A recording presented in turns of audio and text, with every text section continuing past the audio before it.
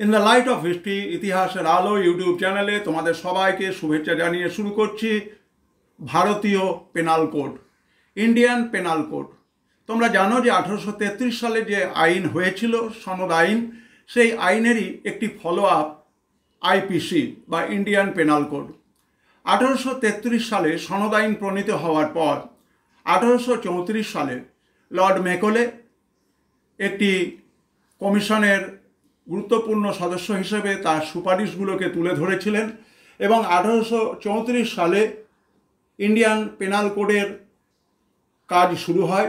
1860 সালে ভারতীয় ফৌজদারি আইন বা ইন্ডিয়ান পেনাল কোড ভারতবর্ষে চালু হয় এবং 1862 সালের এই আইনটি ভারতবর্ষে বিচার ব্যবস্থার ক্ষেত্রে কার্যকরী হয়েছিল।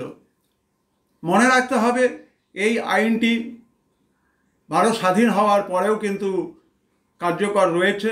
বিভিন্ন সময়ে প্রয়োজন অনুযায়ী ইন্ডিয়ান পেনাল কোডে বিভিন্ন ধারা এবং তার সংশোধনী যোগ হয়েছে।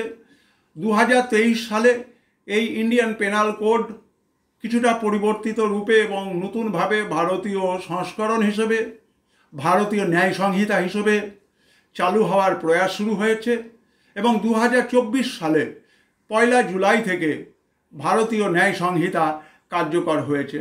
সুতরাং অত্যন্ত সংক্ষেপে তোমাদের একটি ধারণা দেওয়া হলো যে ইন্ডিয়ান পেনাল কোড বা ভারতীয় ফৌজদারি দণ্ডবিধি এখন বর্তমান ভারতবর্ষে আমরা যার নাম দেখতে পাচ্ছি ভারতীয় ন্যায় সংহিতা।